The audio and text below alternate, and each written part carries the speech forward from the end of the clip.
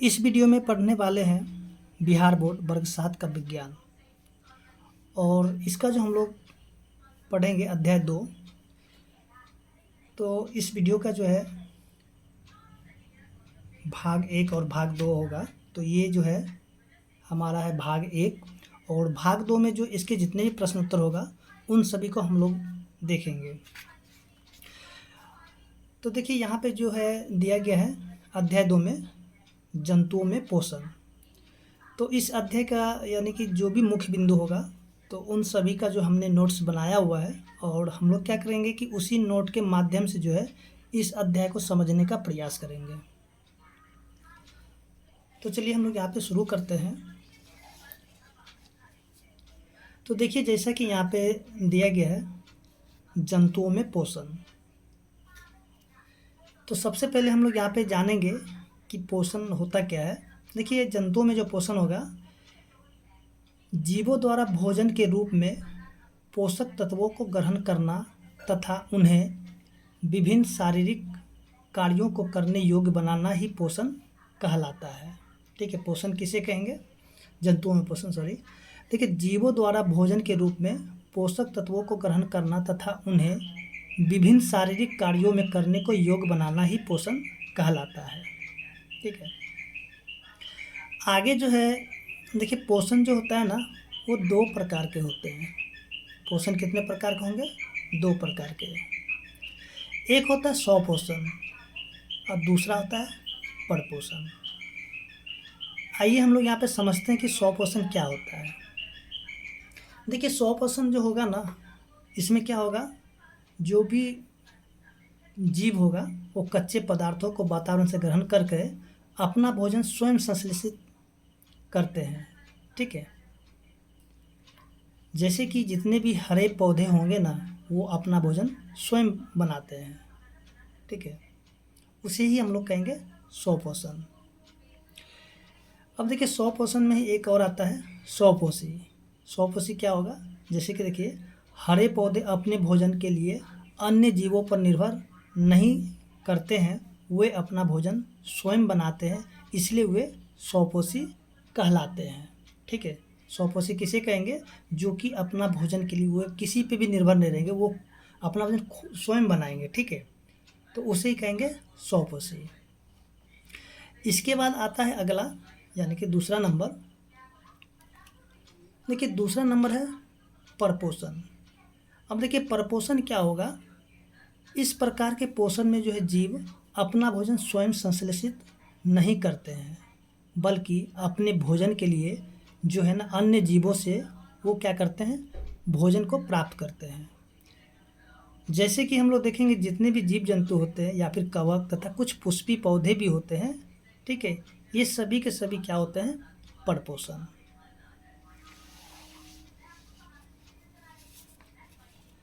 अब देखिए परपोषण के बाद हम लोग देखते हैं परपोषी। देखिए परपोषी क्या होगा, वैसे जंतु जो अपने भोजन के लिए अन्य जीवों पर निर्भर रहते हैं वे क्या कहलाएंगे? परपोषी। जैसे कि मनुष्य हो गए, जीव जंतु हो गए, ये सभी के सभी जो है ना कहीं दूसरे पर ही यानी कि भोजन के लिए दूसरे जीव जंतु पर या फिर पेड़ पौधे पर निर्भर रहते हैं, इसलिए इसको कहा जाता है परपोषी। अब देखिए आगे जो हम लोग देखेंगे यानी कि आप देखेंगे इस अध्याय में जो भी यहाँ पे मुख्य बिंदु है उन सभी को जो है यानी कि लिखा गया है। ठीक है, जैसे यहाँ पे देखेंगे कि दिया हुआ पाचन। ठीक है, तो चलिए हम लोग यहाँ पे समझते हैं पाचन क्या होता है। देखिए जंतुओं द्वारा ग्रहण किए गए भोजन के अवयवों की संरचना अत्यंत जटिल होती है। ग्रहण किए गए भोजन से शरीर कई प्रकार के पदार्थों का संश्लेषण करता है, जिससे कुछ हमारे लिए अत्यंत उपयोगी है, जबकि कुछ अवशिष्ट अनुपयोगी पदार्थ भी उत्पन्न होते हैं। इस संपूर्ण प्रक्रिया को ही पाचन कहते हैं। ठीक है, पाचन किसे कहेंगे? तो पाचन हम लोग यहाँ पे कहेंगे जितने भी जंतु होते हैं उनके द्वारा जो ग्रहण किए गए भोजन के अवयव की संरचना अत्यंत जटिल होती है। उसके ग्रहण किए भोजन से शरीर के कई पदार्थों का संश्लेषण करता है, जिससे कुछ हमारे लिए अत्यंत उपयोगी होते हैं, जबकि कुछ अवशिष्ट अनुपयोगी पदार्थ भी उत्पन्न होते हैं। और इसी संपूर्ण प्रक्रिया को पाचन कहते हैं। ठीक है। अच्छा, आगे जो हम लोग देखते हैं, जैसे कि दिया हुआ प्रपोषण की क्रिया जो कि 2 चरणों में संपन्न होती है। ठीक है। एक होता है अंतर्ग्रहण और दूसरा होता है सरलीकरण। आइए हम लोग यहाँ पे समझते हैं कि अंतर्ग्रहण क्या होता है। देखिए, अंतर्ग्रहण जो होगा, अंतर्ग्रहण का जो काम होता है भोजन को शरीर के भीतर ले जाना। ठीक है। अंतर्ग्रहण का काम क्या होगा? इनका काम है भोजन को शरीर के भीतर ले जाना। इसके बाद आता है सरलीकरण। देखिए, सरलीकरण क्या काम है? शरीर में भोजन का सरलीकरण एंजाइम नामक पदार्थों की उपस्थिति में ही होता है। ठीक है।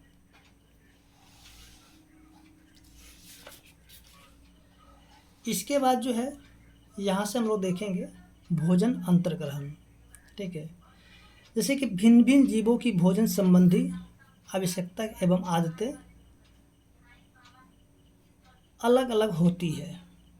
ठीक है। यानी कि जितने भी जीव होते हैं अलग अलग प्रकार के, तो भोजन संबंधी आवश्यकता एवं आदतें भी अलग अलग होती है। जैसे कि यहाँ पे हम लोग देखेंगे मधुमक्खी हो गए, भौरे हो गए आदि आसानी से फूलों का रस चूस सकती है। इसके बाद जो कि मरमर पक्षी, जिसको हम लोग हमिंग बर्ड भी कहते हैं, या फिर फूल चूस की लंबी पतली चोंच से फूलों का रस चूसने में उसे मदद करती है। ठीक है। इसके बाद जो है गौरैया। देखिए, गौरैया जो होगा अपनी छोटी चोंच से आसानी से अन्न कण और कीड़े मकोड़े चुग सकती है। इसके बाद जो छीलना, चबाना, कुतरना, बेधना, पकड़ना आदि जो है भोजन ग्रहण की विधियां हैं। ठीक है। इसके बाद जो आगे आता है मानव में पाचन। देखिए, अन्य जीवों की भांति जो है मनुष्य भी भोजन को ग्रहण करता है। ठीक है। अन्य जीवों की भांति मनुष्य भी भोजन को ग्रहण करता है। मनुष्य तथा सभी उच्च श्रेणी के जंतुओं में भोजन के अंतर्ग्रहण तथा पाचन के लिए एक विशेष अंग होता है जो कि आहार नाल कहलाता है। ठीक है। इसके बाद जो है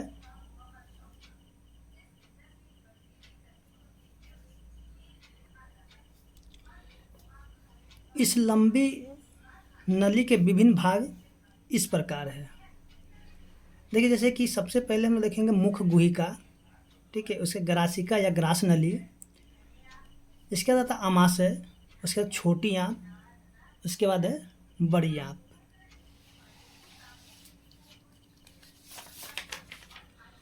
इसके बाद यहाँ पे हम लोग देखेंगे जो कि मलाशय है, उसके बाद है गुदा या फिर मलद्वार। ठीक है। और यहाँ पे जो हम लोग देखेंगे जो कि ये चित्र बना हुआ है। ठीक है। तो इसमें जो है मानव पाचन तंत्र है। जैसे कि यहाँ पे हम लोग देखेंगे कि ये हो गया मुख गुहिका, और यहाँ से ये हो गया आपका ग्रास नली, फिर से ये हो गया आमाशय, उसके यहाँ पे देखिए ये होता है छोटी आंत। ठीक है। और इसके ऊपर है बड़ी आंत, फिर से यहाँ पे देखेंगे मलाशय है, उसके बाद है मलद्वार। ठीक है। इसके बाद जो है मानव पाचन तंत्र। अब हम लोग यहाँ पे समझेंगे मानव पाचन तंत्र के बारे में।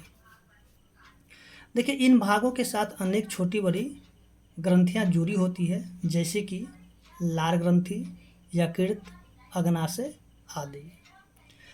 इसके बाद जो है ना, यहाँ पे ये भी देखना है कि ये पाचक रस भोजन के जटिल अवयवों को सरल रूप को बदलने में मदद करते हैं।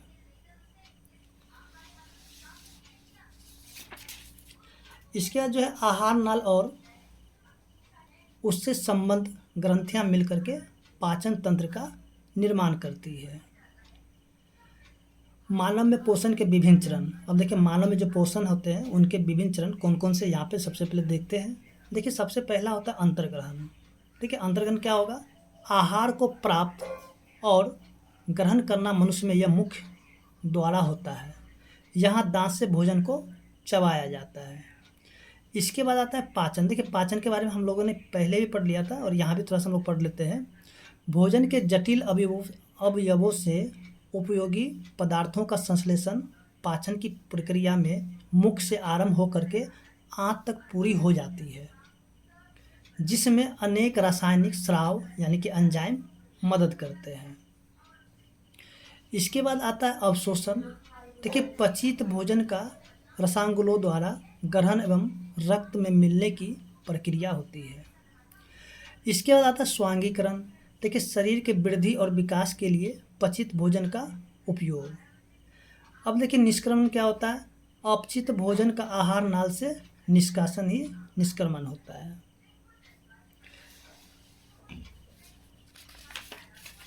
इसके बाद आता है मुख एवं मुख गुहिका। देखिए यहाँ पे जो है हम जो है भोजन मुख द्वारा ग्रहण करते हैं। हमारे मुख गुहिका के अंदर दांत और जीभ होते हैं, साथ ही लार ग्रंथि होती है जिससे लार निकलती है। ठीक है। अब देखिए मुख में क्या होगा, भोजन को अच्छी तरीके से चबाया और पीसा जाता है। ठीक है। मुख गुहिका में जो निम्नलिखित रचनाएं होती है, सबसे पहले यहाँ पे देखेंगे कि जीभ है, उसके बाद दांत है, उसके बाद लार ग्रंथियाँ हैं। तो अब देखिए यहाँ से जो है हम लोग सबसे पहले जीभ के बारे में जानते हैं। देखिए जीभ क्या होता है, देखिए यह एक मोटी मांसल रचना होती है जिसे हम हर दिशा में घुमा फिरा सकते हैं। अब देखिए जीभ जो होता है ना, यह मुख का सबसे व्यस्तम अंग है, यानी कि हम लोग बोलते हैं या फिर कुछ भी यानी कि मुंह के द्वारा करते हैं, तो ये जो है ना इसका यानी कि सबसे ज़्यादा काम होता है। जीभ जो है मुख में भोजन के इधर उधर करने, लार मिलाने तथा भोजन निगलने में मदद करती है। अब देखिए जीभ में क्या होगा, स्वाद कलिकाएं होती है जिसकी मदद से हम लोग स्वाद लिया करते हैं। इसके बाद जो स्वाद कलिकाएं जीभ के अलग अलग हिस्से में होती है, यानी कि जीभ के जो अलग अलग हिस्से में अलग अलग स्वाद कलिकाएं होती है, और इसको हम लोग समझते हैं यहाँ पे। देखिए जैसा कि हम लोग यहाँ पे देखेंगे कि देखिए ये चित्र आपको दिख रहा होगा। देखिए सबसे जो आगे का यानी कि जीभ का जो सबसे अगला भाग है, यहाँ से हम लोग मीठे का यानी कि स्वाद ले सकते हैं। यानी कि मीठा जैसे होगा यानी कि मीठा है कि नहीं है, तो हम लोग का जीभ के जो अगला भाग होता है उसी से पता चलता है। इसके बाद जो हम लोग देखेंगे यानी कि जीभ के यहाँ का जो भाग होता है, यहाँ से हम लोग को खाड़ा का यानी कि स्वाद मिलता है। उससे खट्टा का स्वाद देखिए यहाँ पे मिलता है, और सबसे अंत में जो है यानी कि कड़वा का मिलता है। जैसे हम लोग को तीखा लगता है तो हम लोग को सबसे ज़्यादा क्या यहाँ पे तीखा लगता है। ठीक है, यानी जीभ के सबसे यानी कि अंत में लगता है। चलिए यहाँ पे मीठा हो गया, खारा हो गया, खट्टा हो गया, और ये हो गया कड़वा। ठीक है। अब देखिए यहाँ से जो हम लोग आगे देखने वाले हैं दांत। देखिए दांत जब मुख में दांत होते हैं जो कि भोजन को चबाकर एवं पीसकर महीन टुकड़ों में बदल देते हैं। ठीक है। दांत का क्या काम है, देखिए दांत का काम है भोजन को चबाना और उसको पीस करके महीन टुकड़ों में बदल देना। इसके देखिए मनुष्य जो है ना, मनुष्य में दांत जो है 2 बार निकलते हैं। सबसे पहले हो जाए शैशवावस्था में दूध दांत निकलते हैं जिनकी संख्या 20 होती है, और 6 से लेकर 8 साल की उम्र में ये दांत गिरने लग जाते हैं। ठीक है।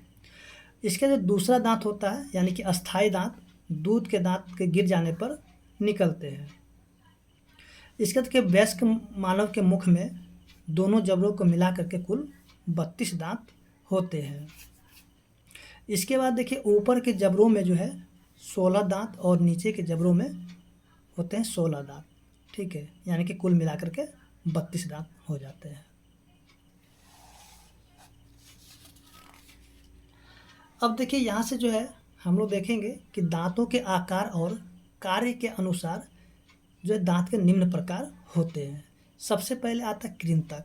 ठीक है, इसकी संख्या है यानी कि 8 इसकी संख्या है, और ये जो है इसके काटने का कार्य करती है। ठीक है, कृंतक का काम क्या है, काटने का काम करना, जिनकी संख्या है 8। उसके रदनक, देखिए रदनक का काम होता है फाड़ने का।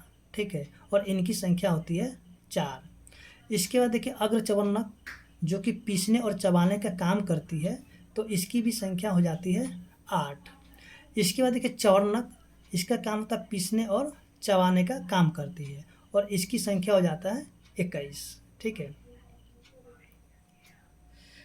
और इसके बाद जो हम लोग देखते हैं आगे, जैसे कि यहाँ पे दांत का जो है यानी कि चित्र बनाया गया है, इस प्रकार के दांत को हम लोग मोलर कहेंगे, और इस तरीके का जो दांत होगा इसको बोलेंगे प्री मोलर, और इस तरीके का रहेगा तो उसको कैनाइन, और इस तरीके बोलेंगे इंसाइजर।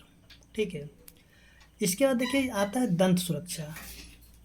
देखिए दंत सुरक्षा क्या होगा, जैसे कि दांतों की सफाई तथा उनकी सुरक्षा अत्यंत आवश्यक होती है। दांतों की उचित देखभाल निम्नलिखित आदतों को अपनाकर की जा सकती है।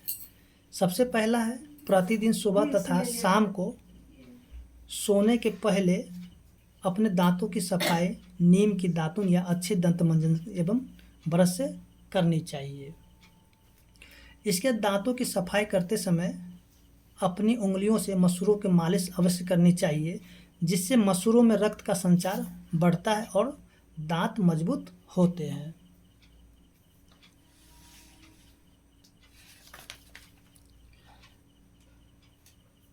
इसके बाद आता है भोजन नली ग्रासिका। ठीक है। देखिए भोजन नली नली लंबी पतली मांसल संरचना होती है जो कि मुख्य गुहिका के आमाशय से जोड़ती है। इसके बाद देखिए भोजन नली के द्वारा भोजन हमारे पाचन तंत्र तक पहुंचता है और चबाया हुआ भोजन ग्रास नली या ग्रासिका में जाता है। इसके बाद जो ग्रास नली की मांसपेशियों में संकुचन रहता है। ठीक है। इस संकुचन के कारण भोजन नीचे की ओर सरकता हुआ आमाशय तक पहुंचता है। इसके कभी कभी आपने ऐसा भी देखा होगा कि खाते समय या खाने के बाद उल्टी हो जाती है। ऐसा क्यों होता है, तो देखिए क्योंकि भोजन जो है आमाशय तक नहीं पहुंचता है या फिर आमाशय द्वारा स्वीकार नहीं किया जाता, अर्थात भोजन की दिशा बदल जाती है, जिसके कारण से उल्टी हो जाती है। ठीक है। इसके बाद जो है आगे जो है आमाशय। देखिए आमाशय जो आहार नल का सबसे चौड़ा भाग है। इसकी संरचना चपटी और यू आकार की होती है। आमाशय के आंतरिक भाग में पाचक रस, श्लेष्मा तथा हाइड्रोक्लोरिक अम्ल स्रावित होता है। इसके जठर रस में उपस्थित एंजाइम भोजन के प्रोटीन और दूध को पचाता है। अब अधपचा भोजन ग्रहणीय होते हुए छोटी आंत में जाता है।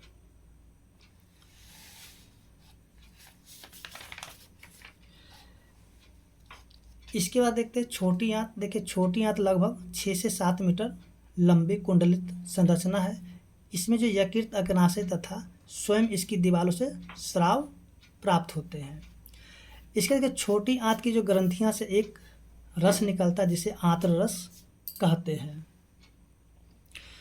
इसके छोटी आंत में भोजन का पाचन और अवशोषण होता है। ठीक है।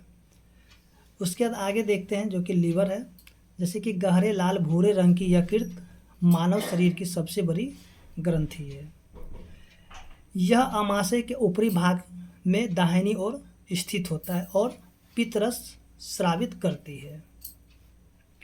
इसके बाद जो है ना यकृत जो होगा एक थैलीनुमा संरचना पित्ताशय में संग्रहित होता है। पित्तरस वसा के पाचन में महत्वपूर्ण भूमिका निभाता है। उसके वसा के पाचन में पित्त का महत्वपूर्ण योगदान होता है।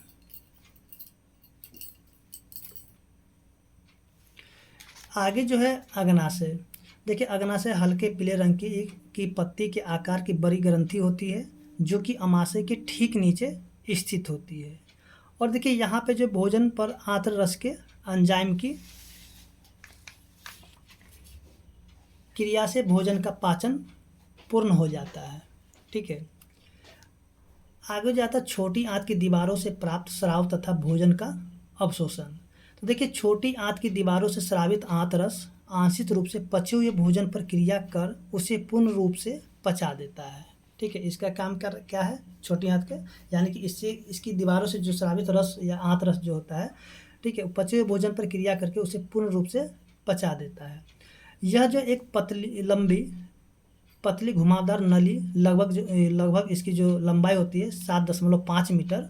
ठीक है। जहाँ पे भोजन का पाचन और अवशोषण दोनों होता है। इसके बाद जो है इसमें कार्बोहाइड्रेट ग्लूकोज एवं में प्रोटीन एमिनो अम्ल में तथा वसा अम्ल तथा गिल्सरोल में परिवर्तित हो जाते हैं। इसके बाद पचे हुए भोजन का अवशोषण छोटी आंत की आंतरिक भित्ति से होता है। ठीक है, अब जो आता है यहाँ पे बड़ी आंत। देखिए बड़ी आंत जो है, बड़ी आंत छोटी आंत की अपेक्षा छोटी और चौड़ी होती है। ठीक है, इसका नाम बड़ी आंत है, लेकिन ये छोटी आंत से क्या होता है, छोटी होती है, लेकिन ये चौड़ी होती है। ठीक है, इसकी लंबाई जो है लगभग 1.5 मीटर होती है। इसके जो बड़ी आंत अपचे भोजन में उपस्थित जल को अवशोषित करती है तथा अनपचे ठोस पदार्थ को गुदा मार्ग द्वारा बाहर निकलने में मदद करती है। यह क्रिया बहिष्करण कहलाती है।